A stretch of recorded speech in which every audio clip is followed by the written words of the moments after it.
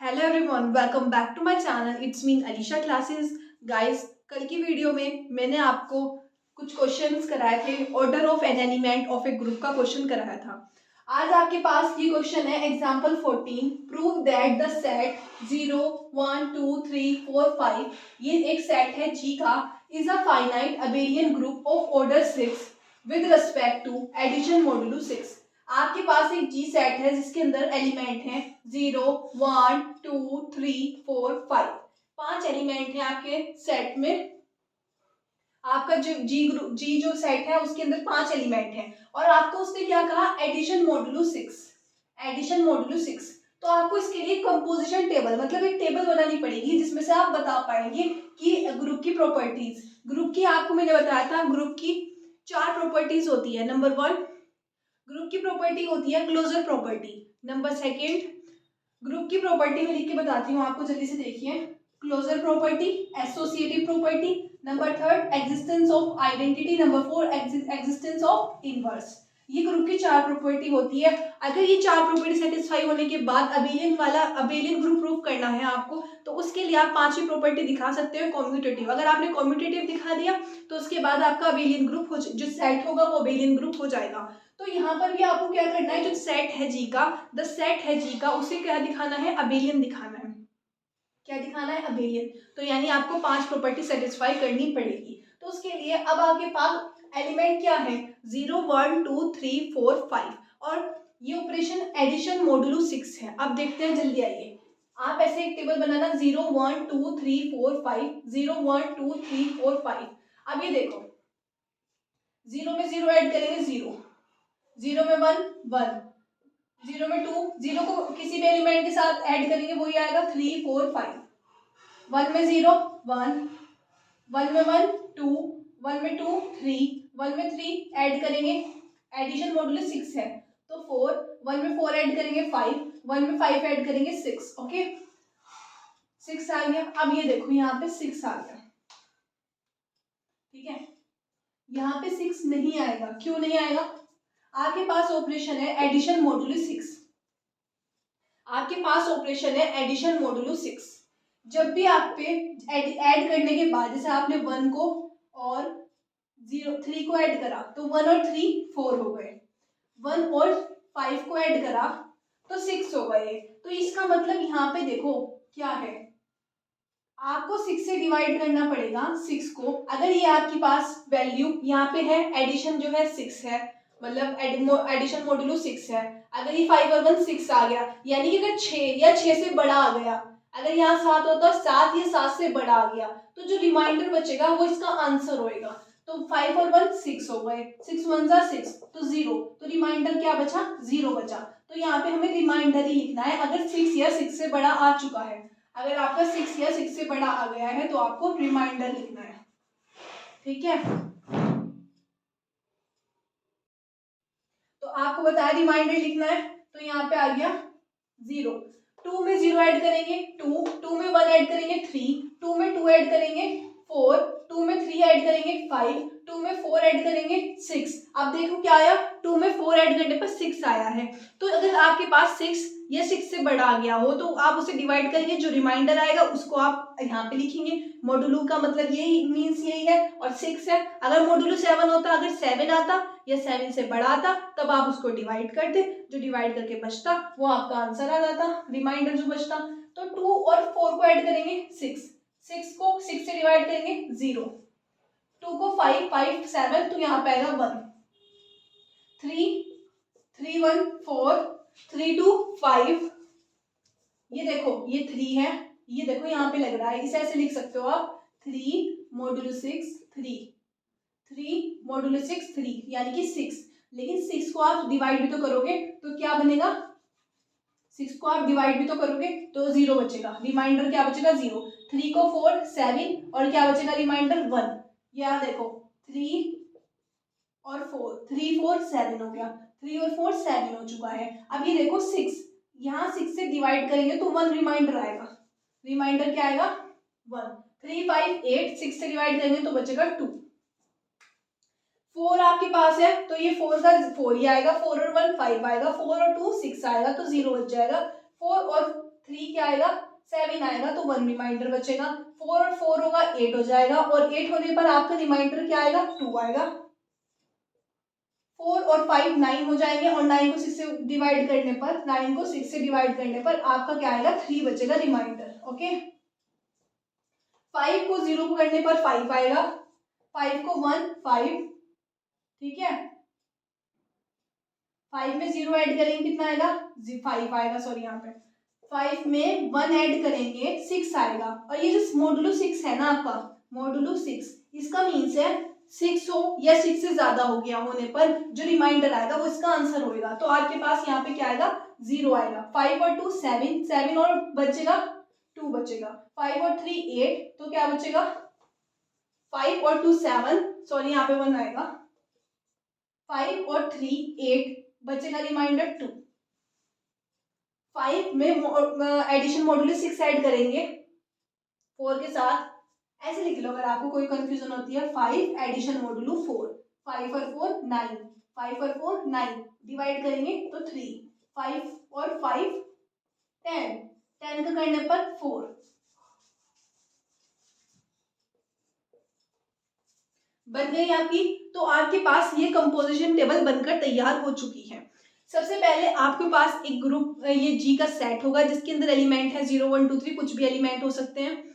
उसके बाद आपके पास ऑपरेशन दिया गया होगा कि एडिशन मॉड्यूलो इसके रेस्पेक्ट में 6 के रेस्पेक्ट में है। तो अगर आपके पास ये ऑपरेशन दिया गया, अगर आपके पास एडिशन मॉड्यूलो 6 आ गया तो इनमें क्या बनेगी कंपोजिशन टेबल बनेगी, जैसा कि मैंने आपको पहले भी बताया है। तो अगर 0 में 0 ऐड करेंगे तो 0 ही आएगा, 0 में 1 ऐड करेंगे तो बात सही चल रही है। लेकिन अगर हम 5 में 5 ऐड करेंगे, एडिशन मॉड्यूलो 6 है तो 10 हो जाएगा। 5 में एडिशन मॉड्यूलो 6 के साथ 5 ऐड करेंगे 10 हो जाएगा। अब 10 को आपको 6 से डिवाइड करके जो बचेगा वो आपके पास आना चाहिए, दिस इज 4। ओके, तो सबसे पहले प्रॉपर्टी ये सिर्फ आपकी कंपोजिशन टेबल बनी क्योंकि आप यहाँ से देख के existence of identity, existence of inverse, ये क्लोजर प्रॉपर्टी इनको बताओगे। इससे कोई काम नहीं था, इससे आपने एक टेबल जनरेट करी और अब आप इससे सारी चारों की बात एकदम बता पाओगे। तो क्लोजर प्रॉपर्टी को आप लिख लेना सीपी। क्या है ये सीपी है। आप देखते हैं इसे थोड़ा लिखने का ढंग देखते हैं। ऑल एंट्रीज सारी, अगर आपने कंपोजिशन टेबल में बना ली है, all entries in the composition table, all entries in the composition table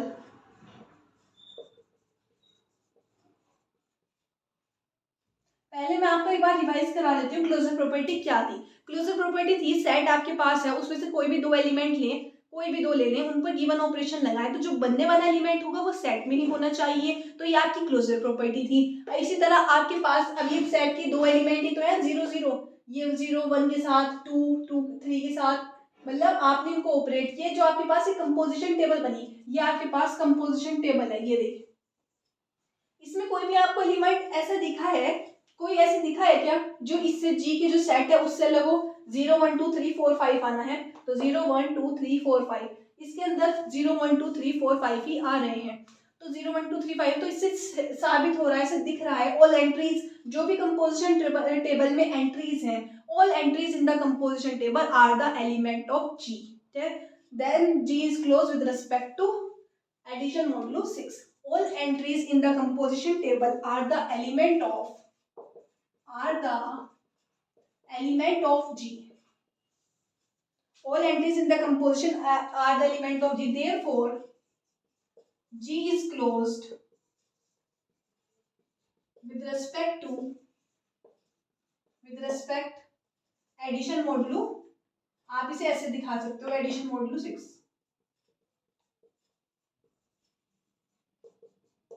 okay ठीक है। अब इसके बाद दूसरी प्रॉपर्टी होती है एसोसिएटिविटी की, एसोसिएटिविटी लो। आप एसोसिएटिव लो को बहुत अच्छी तरह से जानते हैं। जैसे आपके पास a plus B plus C है, आप इसे ऐसे भी लिख सकते हो a plus B plus C, ठीक है, ऐसे लिख सकते हो। For all A B C इसमें से लिए गए, जी में से लिए गए। जैसे आपको मैंने माना a 3 है, b 2 है, 5 1 है, तो अब इन्हें ऐड करूं मैं 3 प्लस 2 प्लस 1, 2 और 1 3 और 3 और 3 6 हो गया इज इक्वल्स टू। अब मैं क्या करूं ए और बी को जोड़ू, 3 + 2 + सी का 1, तो 3 2 5 और 1 6, दोनों साइड इक्वल आए, चाहे आप ऐसे लिख लो ऐसे लिख लो, एसोसिएटिव लॉ होल्ड करेगा, ठीक है, एडिशन में और मल्टीप्लीकेशन में। अब हम देखते हैं एसोसिएटिव। एसोसिएटिव क्या था, वही वाली बात, सेट में से कोई 3 एलिमेंट लें, तो इफ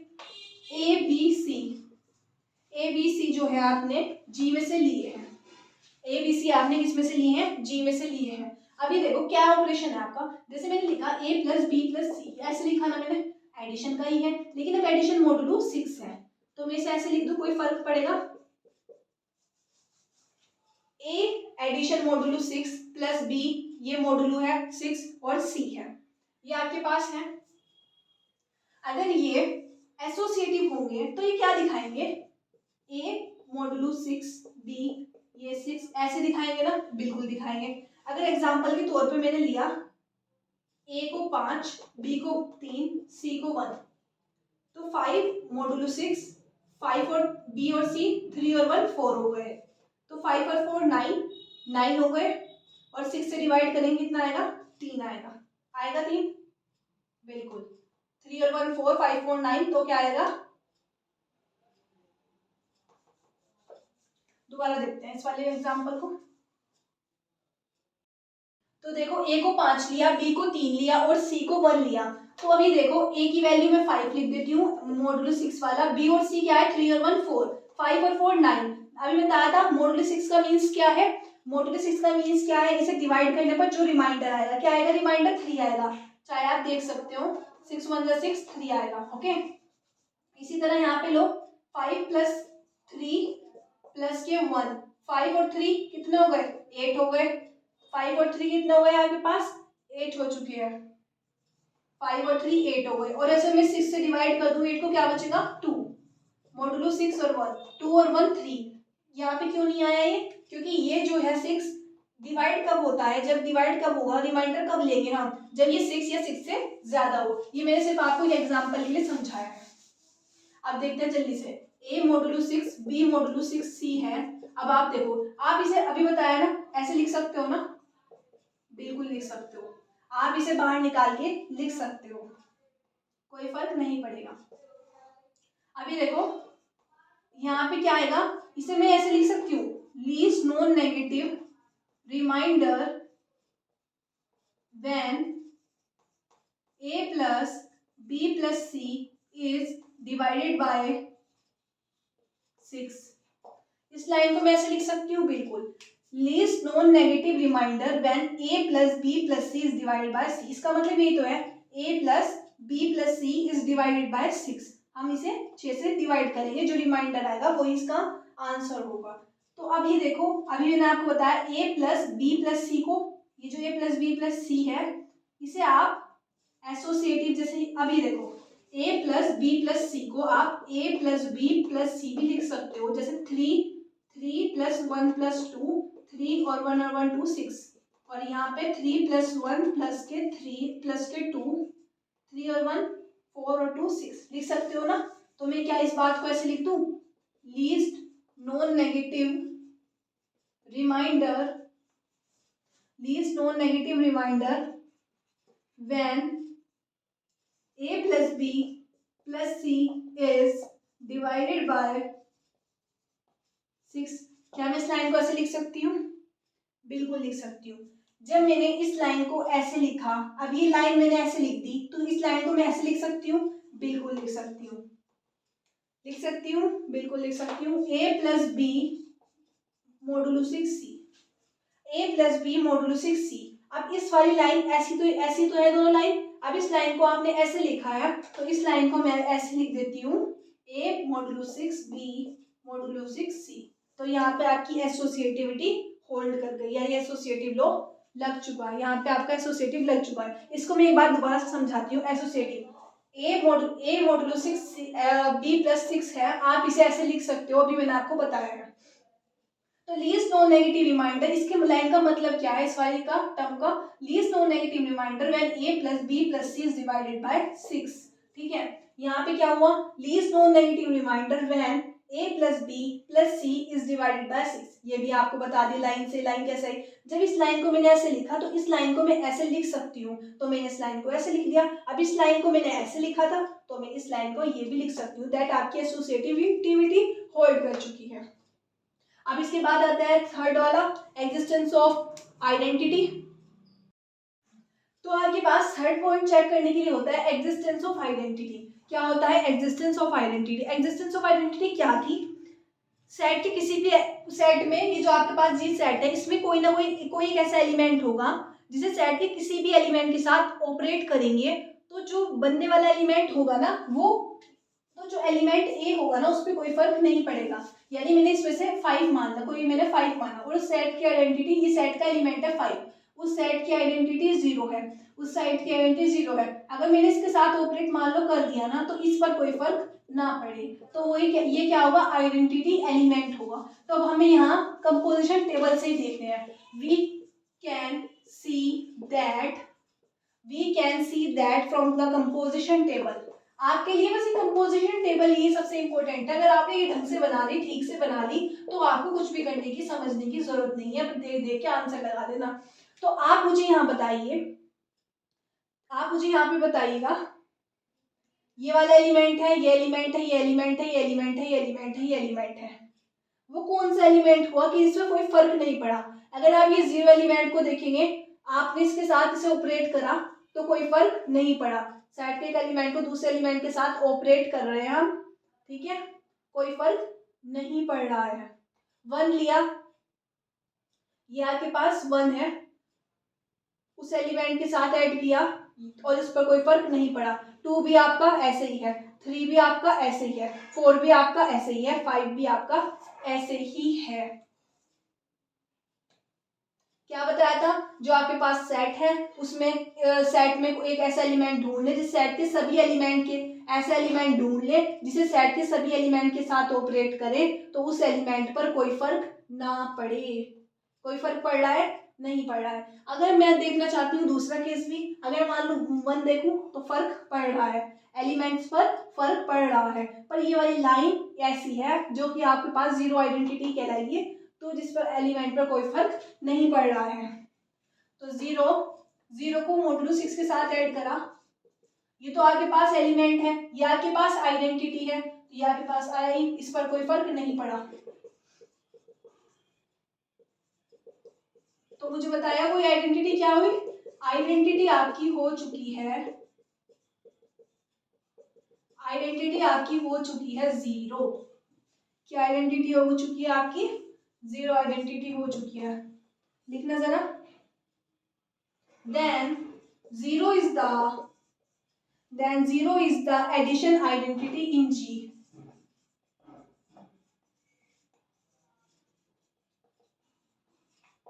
समझ आया ना आपको?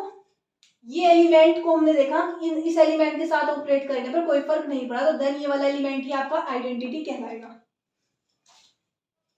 इसके बाद एग्जिस्टेंस ऑफ इनवर्स। चलो चलते हैं जल्दी से, मैं यहाँ पे चेंज कर देती हूँ बस जरा सा। Existence of inverse we can see from the composition table. और ये देखो, ये भी यहीं से आ जाएगा, ये भी यहीं से, लेकिन मैं तुम्हारे लिए दोबारा लिख दूंगी, कोई बात नहीं, no problem. Okay, existence of identity आपको हो गई है। एग्जिस्टेंस ऑफ इनवर्स आपको याद होगा, मैंने आपको बताया था सेट के कोई भी दो एलिमेंट को एक साथ ऑपरेट करने, सेट के कोई भी दो एलिमेंट को एक साथ ऑपरेट करने पर अगर आपको आइडेंटिटी मिल जाती है तो वही दो एलिमेंट जो थे ना वो आपके इनवर्स कहलाएंगे। अब ये देखो यहाँ पे कंपोजिशन टेबल में ही देखोगे आपको सेट, अब आपको देखो आइडेंटिटी आपको कहाँ कहाँ कहाँ मिल रही है। ये आपके पास आइडेंटिटी है, 0 आपके पास आइडेंटिटी है, 0 आपके पास आइडेंटिटी है, 0 आपके पास आइडेंटिटी है, 0 आपके पास आइडेंटिटी है, 0 आपके पास आइडेंटिटी है, 0 आपके पास आइडेंटिटी है। तो 0 को एडिशन मॉडुलो 6 के साथ करने पर आपको 0 आइडेंटिटी मिल गई, तो ये एलिमेंट एक दूसरे के इनवर्स हो गए। 1 को करने पर आपको आइडेंटिटी मिल गई, 1 देखो 0 मॉडुलो 6, 0 को करने पर आपको 0 मिल गया, तो ये एलिमेंट एक दूसरे के इनवर्स हो गए। 1 को किसके साथ करा आपने? 5 के साथ करने पर आपको आइडेंटिटी मिल रही है, 2 को किसके साथ करा आपने, 4 के साथ करने पर आइडेंटिटी मिल रही है। 3 को आपने किसके साथ करा, 3 को आपने 3 के साथ ही करा, ये देखो 3 को 3 के साथ करने पर आपको आइडेंटिटी मिल रही है। 4 को आपने 2 के साथ, 4 को मैंने 2 के साथ करा तो मुझे आइडेंटिटी मिल रही है, और 5 को तो मैंने 1 के साथ करा, आइडेंटिटी मिल रही है। तो ये दोनों एलिमेंट एक दूसरे के क्या हो गए, इनवर्स हो गए। ये दोनों एलिमेंट एक दूसरे के क्या हो गए, इनवर्स हो गए। ये भी लिख सकते हो 5 मॉडुलस 1 करा तो आपको 0 मिल गया। 4 2 4 4 2 5 6 6 1। अभी देखिए आपने 1 को 6 के साथ करा, 5 1 को 6 मॉडुलस 6 के साथ 5 में ऐड किया तो 0 मिला, और 5 को इसके साथ करा 1 के साथ तब भी 0 मिला। 2 को मॉडुलस 6 में 4 के साथ करा 1 मिला, 4 के साथ करा, 2 को ये रहा 4, 2 को 4 के साथ करा 0, और 4 को 2 के साथ करा तब भी 0। तो ये दोनों एलिमेंट एक दूसरे के इनवर्स कहलाएंगे। क्यों कहलाएंगे, क्योंकि इन दो एलिमेंट को एक साथ ऑपरेट करने पर हमें आइडेंटिटी मिल रही है, देन ये दोनों एलिमेंट एक दूसरे के इनवर्स कहलाएंगे। इस तरह आप कंपोजिशन टेबल से दिखा दीजिएगा। उसके बाद आप लिख सकते हो then 0 is the inverse of 0, 1 is the inverse of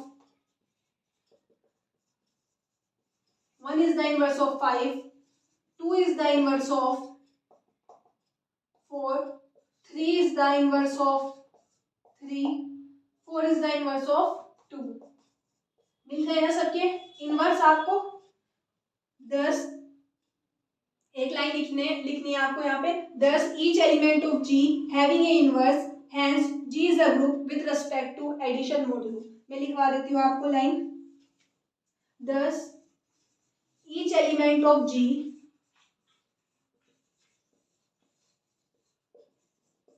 thus each element of G having a inverse, hence G is a group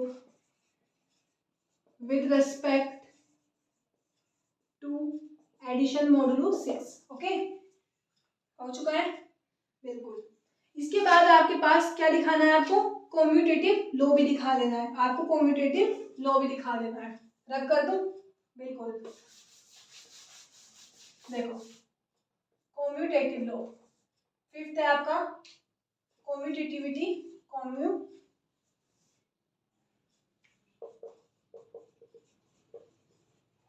commutative law क्या था आपका, कोई बताएगा मुझे कॉम्यूटेटिव लॉ?